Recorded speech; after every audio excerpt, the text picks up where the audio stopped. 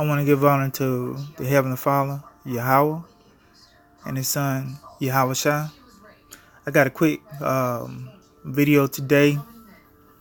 I'm gonna start it out with a quick, two quick scriptures. Joel chapter 3, verse 9 and 10. Starting verse 9. Proclaim ye this among the Gentiles.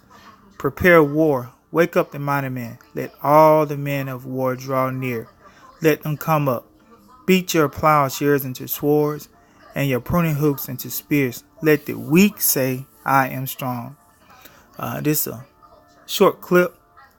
Some of the, you could say, weaker nations proclaiming, hey, I'm strong now, America.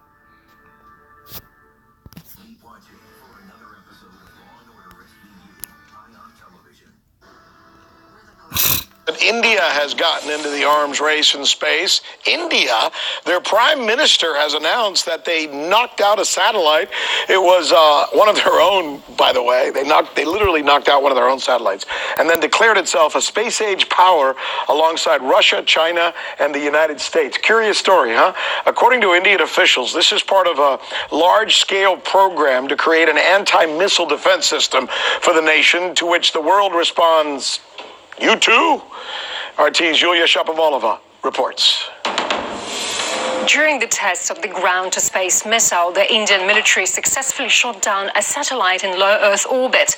According to Prime Minister Narendra Modi, India's national space program does not aim to trigger an arms race, but will allow the country to enter the list of space powers, along with the United States, Russia and China, countries that are also capable of shooting down satellites in orbit. I would like to assure the world community that our new opportunities are not directed against anyone.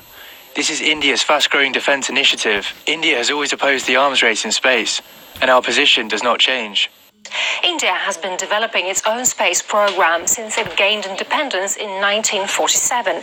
According to experts, New Delhi primarily aimed to demonstrate its technological capabilities to its potential adversaries, namely Pakistan and China. Pakistan, after reports of the successful testing of an Indian anti-satellite missile, called for the prevention of an arms race in space. Pakistan is a staunch supporter of the prevention of an arms race in outer space. Space is the common heritage of mankind. Each country is responsible for preventing actions that could lead to militarization of this area. Recently, relations between New Delhi and Islamabad have been in crisis. The cause of the tension was a terrorist attack in the northern Indian state of Jammu and Kashmir. On February 14th, a suicide bomber blew himself up next to a column of paramilitary police. 45 people were killed in that attack. The Indian tests have been less destructive for the Earth than similar weapons tests by China, which are said to have clogged the orbit for decades to come. In 2007, China conducted the largest test of this technology in history. A rocket hit a satellite at an altitude of 865 kilometers above the Earth's surface.